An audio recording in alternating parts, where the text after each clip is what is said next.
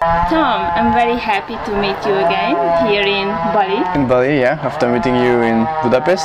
Yeah, about like 1.5 years ago, right? Yeah, something like this, yeah. You were really much into a topic that time when we met in Budapest. You were crossing through Budapest with a bike, right? Yeah, from France, and I crossed at this time in Budapest 15 countries, something like this. And yeah, so we met when I stopped in Budapest, and I stopped for 2 months there. And yeah, that's when we met, yeah. So your plan was that time to cross the United States with a bicycle with only a daily budget of $5, right? Yeah, it was seven euros is what I did in Europe, and I wanted to do it with $7 in USA. And so yeah, after doing it in Europe, I wanted to like keep doing this in USA. So I took a flight from Budapest to Miami, and then I crossed from Miami all the way up to New York City, and then from New York City to Toronto. Oh wow, that's a long trip. How many miles or kilometers? That was 3,500 kilometers in USA, and in Europe it was something like 8,500. So what was your intention actually, like starting this trip all over the country? So it was the same mission that what I was doing in Europe. So the project was named Startup Cycling.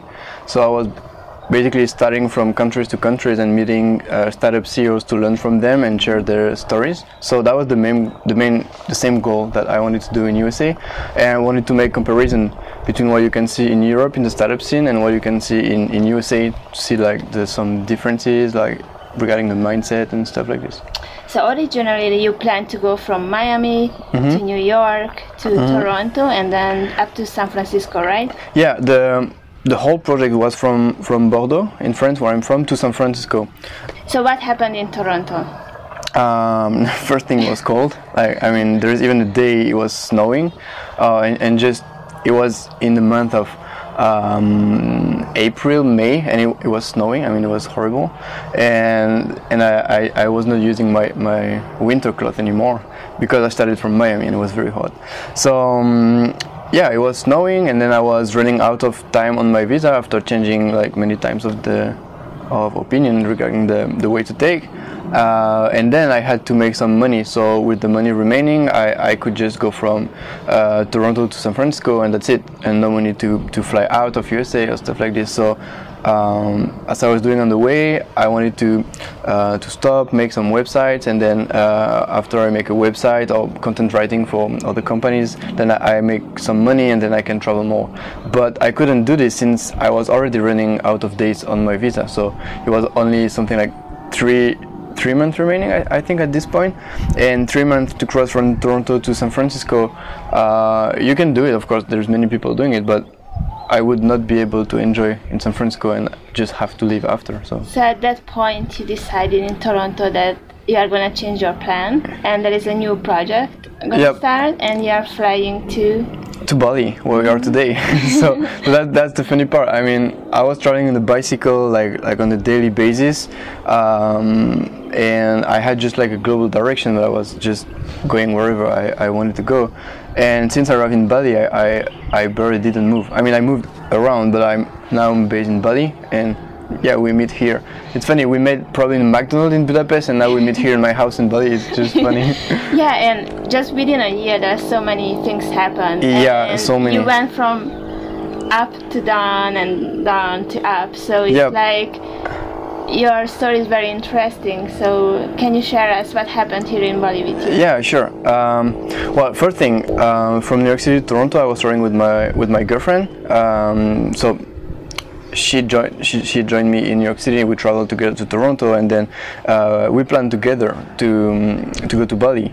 Then when we arrived in Bali, things didn't go well. We broke up, and a lot of bad things happened. I mean, bad things. It happened, and one of them who just like knocked me down at this point was after she left, I got my bank account scammed.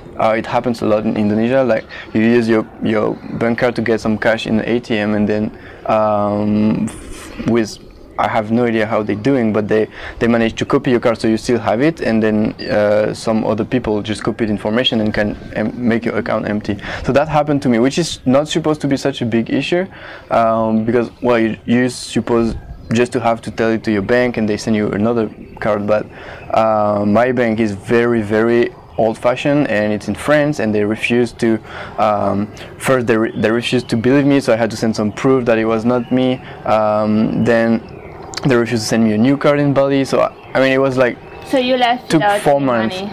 Yeah, I ended up with no money, no credit card, no bank account, I mean, nothing. In Bali. In Bali, I mean, and it was my first time. I had no connection, not much people that I knew, just maybe a few friends. And yeah, at some point, so I had some cash that I used for a few weeks, and after the few weeks, well, I ran out of cash. So I even remember I spent like a whole week with not even €7 for the whole week, and it was my daily budget, and it was already cheap. So life is cheap in Bali. €7 for the whole week? Yeah. How did you survive? Did you get accommodation for free? Yeah, that's the thing. At some point, I got in touch with local people, and I ended up living for a whole month in the family. They hosted me and they fed me for, well, basically for free. But in exchange of this, I was helping them with a website and social media for the company. Mm-hmm. So that happened for a month. Well, for them, the people are so nice here. They didn't tell me you can stay for a month. They just told me you just can stay, mm-hmm. like as long as you need to. But for me, I was thinking, okay, I just give to myself 1 month just to get back on track and yeah, just to move on from this. That was probably the worst thing that happened to me on the road, and it's funny that it happens to me when I stop traveling, you know. And what happened after a month? So, well, during this month, I spent a lot of time learning new skills, opening a bank account here, because of course I couldn't get paid without bank account, right? And then doing freelance stuff. So I was, as I say, I was creating website, so nothing exceptional, just WordPress website. And I'm a writer, so I was writing content. I've also been paid to make some pictures and video stuff, but not much, just like a few missions. So you made some money to move out? So I made some money to at least have a place to stay for a month, which is not much here. You can find a place to stay for not even €100. So, mm-hmm. Yeah. So I managed to convince some clients to pay me in Indonesia, you know, because people are afraid to send money to Indonesia. Now I know why. And yeah, that's it. Then I found my own place, and then I got a job, which is funny because the main thing everyone going to Bali are dreaming about is finding a job so they can stay in Bali forever. In my opinion, I couldn't even move from Bali because I didn't have money to move out of Bali. So I had to find a way to have enough money to stay, and it was cheaper than actually going anywhere else. So I got this job offer in marketing agency. I was a marketing advisor, and it's not because of the company, it's mostly because of me, but I just couldn't stand it staying like 8 hours a day in front of my laptop doing something that people were telling me to do, and that was very horrible. You are a digital nomad in your heart. Yeah, after this long time traveling, yeah, and it's just the contrast is just so huge, and especially that if your work is great or it's just average, you get paid the same thing, you know what I mean? Mm-hmm. So, and I was location dependent for my work, and I was just feeling so bad staying in the same office. And just after 3 weeks, I had a conversation with them, and the 4th week I just left, basically, which is... It was actually a risky decision, right? Because... Oh yeah, I would say that was a stupid decision. I mean, if you take it raw like this, but the thing is, with this job opportunity, I saw no way to get to move on in the next month. And for me, there is no way I get stuck like doing the same job for 2 years in Bali. I mean, it's Bali and it looks very great and I love it. But I want to be free to stay here because I choose it, not because I have to. So this job would not help me. Even though I had like the working permit that everyone is craving to get here, I had an official job, official contract, so official salary, everything that everyone here in Bali is dreaming to get. I had it, but I hated it because that was not me. you know, that was not my way of doing it. I just realized it. So he just slapped me so hard in the face, and no one could support me, because when I was calling some of my friends or family and say, why are you complaining? You have a job, finally you can get back on track and stuff. But for me, that was not getting back on track, that was even worse. I prefer the step with having no money than just having this job. So after you quit your job, what was next? So I worked 1 month with them and 1 month remotely. One of the reasons why I left is because they wouldn't allow me to work remotely, but I told them I would leaving, and then the rest of my work that I had to do, I was engaged to do it, so they had no choice to let me do it remotely. So I was working on this, and I was also working in learning new skills and finding new freelance job. But I was like 1 million times more motivated to do it, because I was just like leaving the job. It was so intense emotionally, like, wow, I have to never get back there. So I had like the kick in the ass I needed at this point.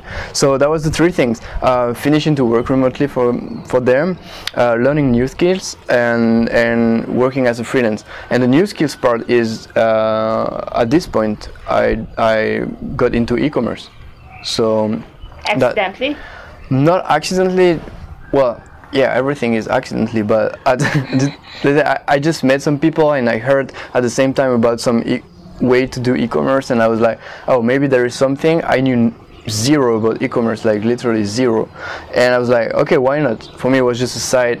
I wanted to learn new things, so I had more marketable skills. That was my mindset at this point.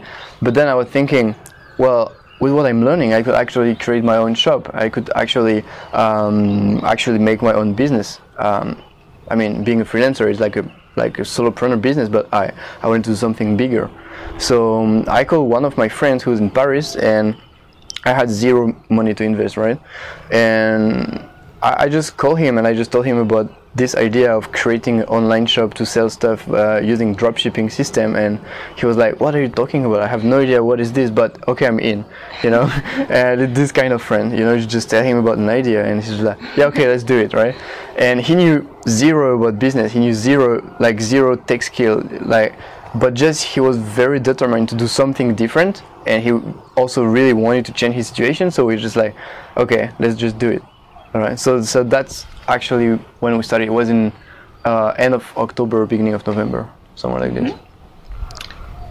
So what happened in the first month, in November last year? So yeah, that was just last year. We started to work on creating online shop. What we decided to is we decided to copy something which was already working, and we wanted to just create like experiment website, so we can learn and doing at the same time. Because the one thing we realized with most of the people is they just hang out in the Facebook groups with other marketers and e-commerce people, and they just like get knowledge, and they just reading, but they never take action. I mean 90% of them. So it's just like, if we learn something, we have to apply it. So we just launched our own shop and starting from zero knowledge and zero practice to grow at the same time. We didn't pay any course at this time, any training online or something. We just dived in and we figured out. So the first month we actually lost money. We had 3,000 euros that we planned to invest. Well, his money, not mine, because well, I had none at this time. And so we lost money the first month in November. We lost money in the next month in December. When I say we lost money, I mean the sales that we made, we were not even, right? So we spent more money than what we would make actually. On an advertisement, right? Yeah. So yeah, the concept is just we spend money in paid traffic, and we get visitors on the website, and we try to get them targeted as much as possible, and they buy our product or not. And that's the core business, is about how good you are at making this. So that's why we copy all of the rest that we could copy. So all of the rest would just already set up with a shop which is working, so we don't have to figure out this. You even copied the product? Yeah, we copied some of the products. We just check the bestseller on the shop, and we just say, okay, this is selling, you know. So if we don't make money, it would not be because of the product, but because we're not good, you know. So you even like copied the logo? Yeah, I got like so much inspiration from the logo. I actually just copy and paste it, and I just changed it with our name, which was very similar. And yeah, I knew I knew the girl I copied the shop from. So at some point I taught her, and she knew it. She was targeting the US market, and we were targeting the European market first. So she knew it, and she was okay with this. And so yeah. You never felt like after the first 2 months to give up? Oh yeah, like every single week, because as I say, I was also running my freelance business, and it was getting better. So, and I was seeing no result, and I was just seeing we're wasting the money of my friend on the other business.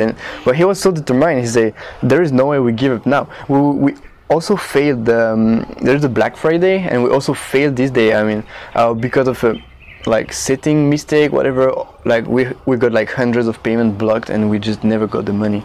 Some stupid beginner's mistake.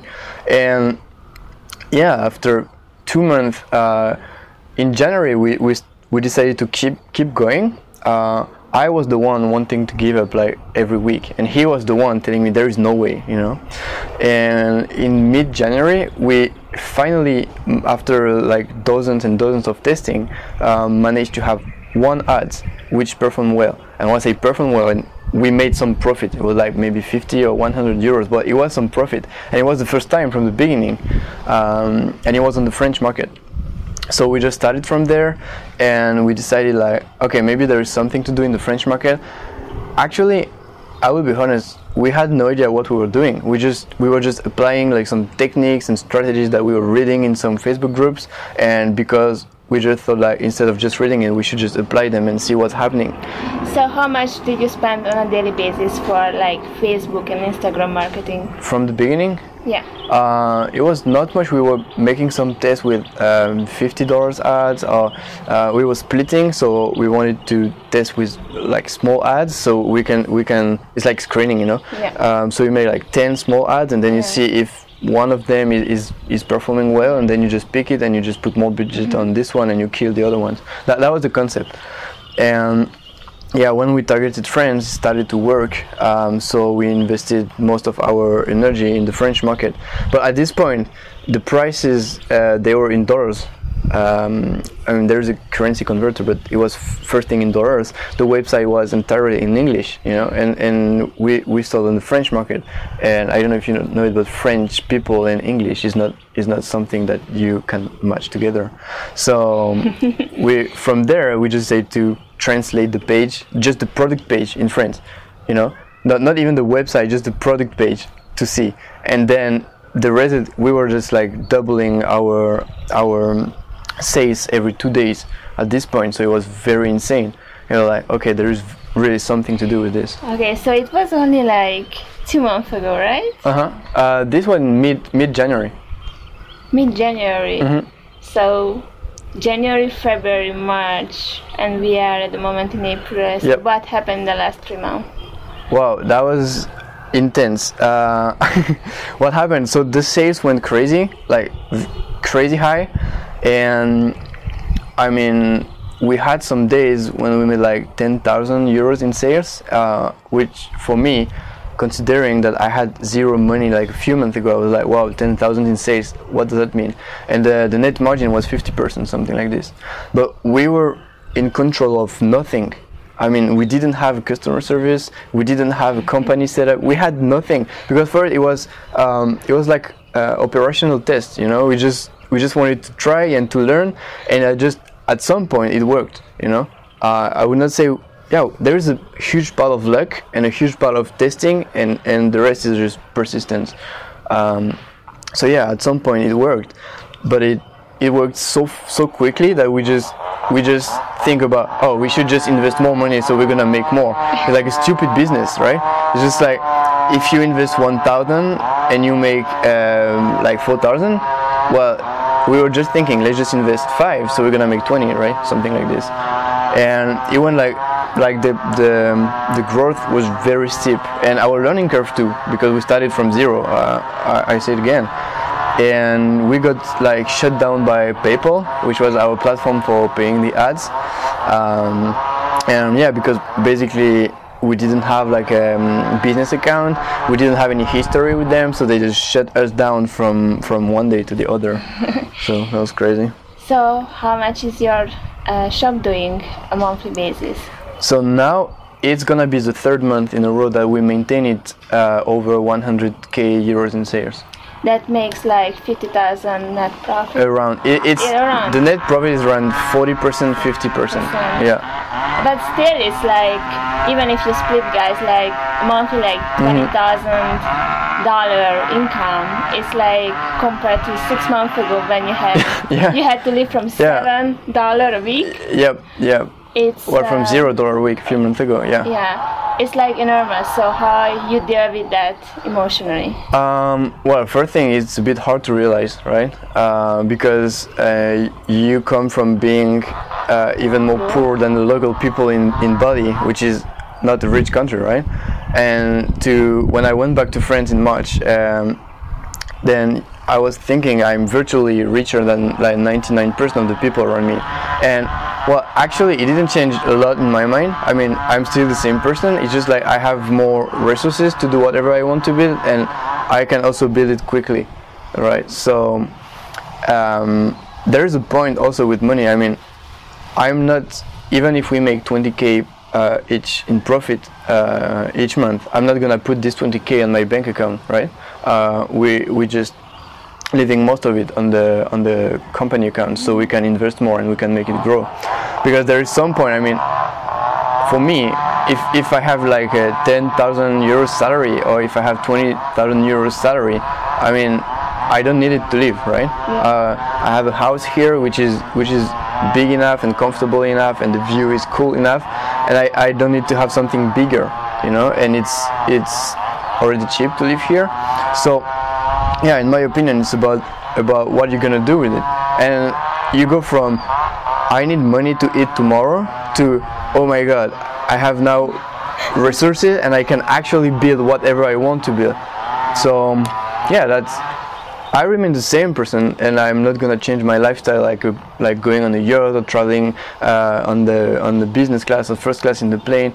Why not for the experience? Because I never did it, but I mean, I'm not gonna change my lifestyle in this way. I have whatever I need here. So how old are you now? Now I'm 25. I'm gonna turn 26 in July. So what's your plan 5 years from now?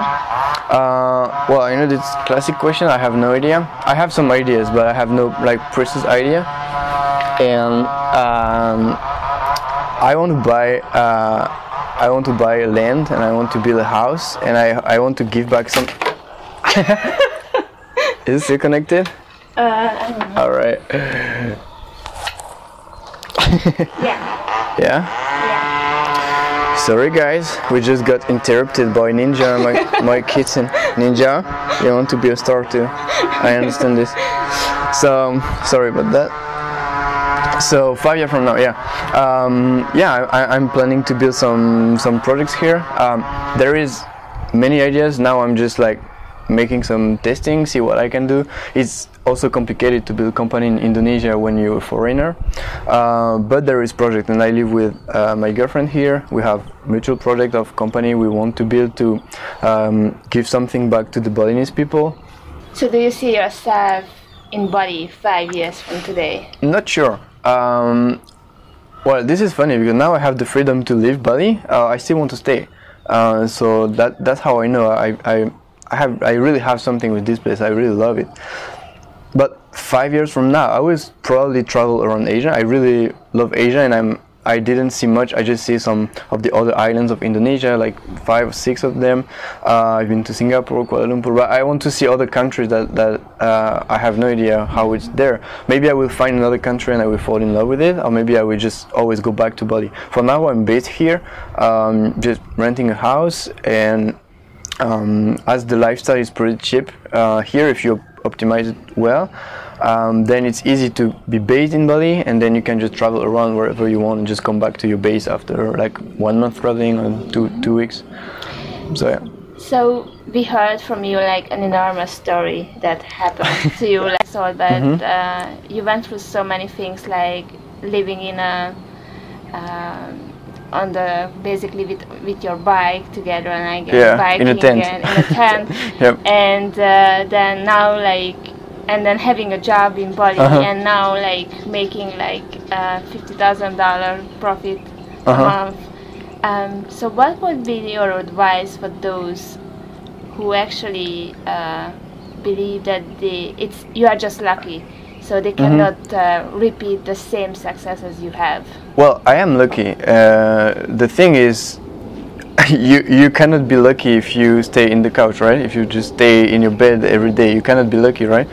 So the thing is, I am conscious that there is a huge part of luck. I'm not saying that everyone doing the same thing as I did, and I would not recommend it, because I did so many mistakes, and it's not because you do exactly the same thing and you have exactly the same result. But the one thing is, I think you have to be honest with yourself with what is your main struggle right now in your life, if you have no idea what to do, right?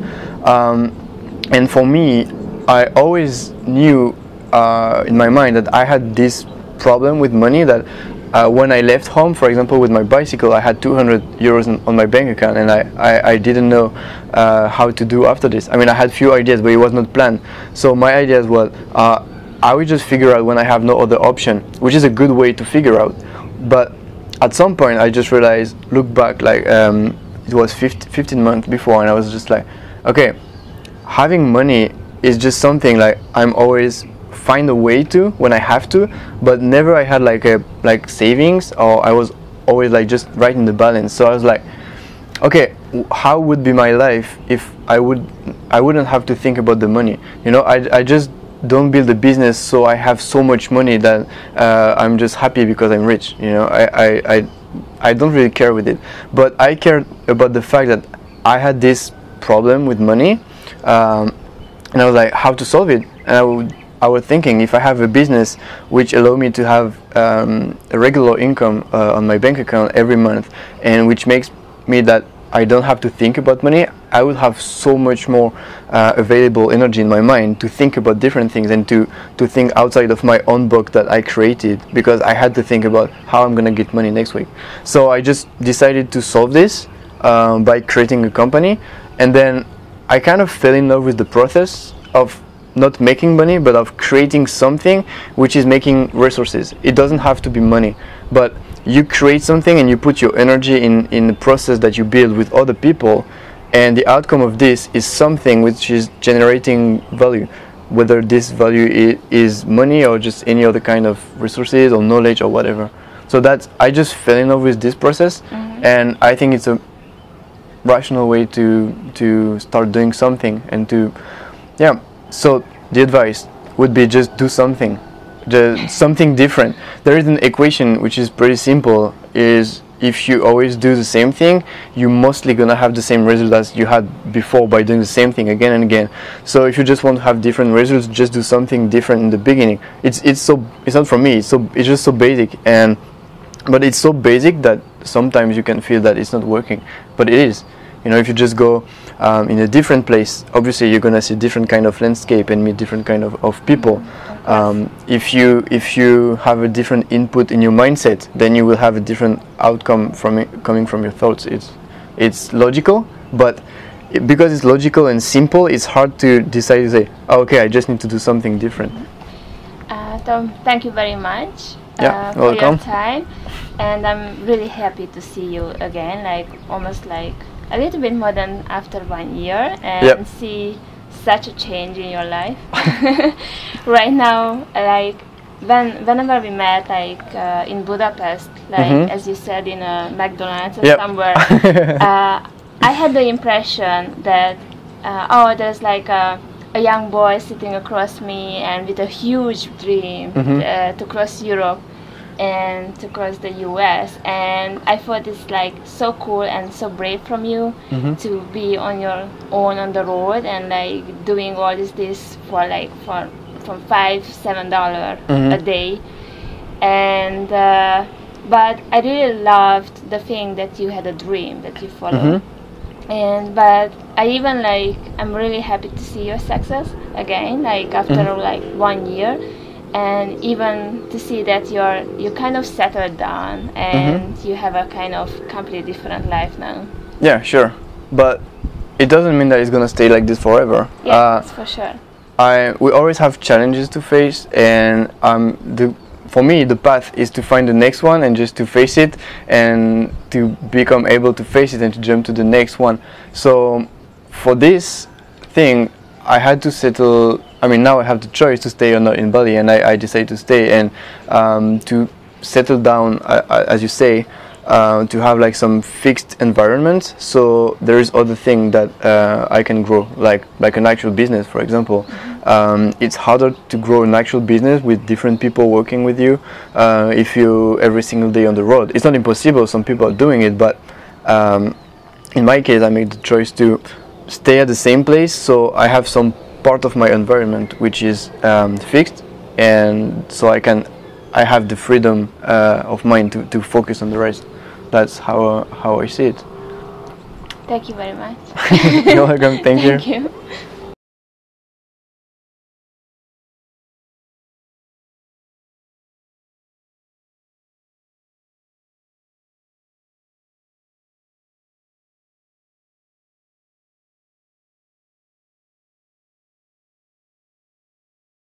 It's your glory moment. Say something. Say something.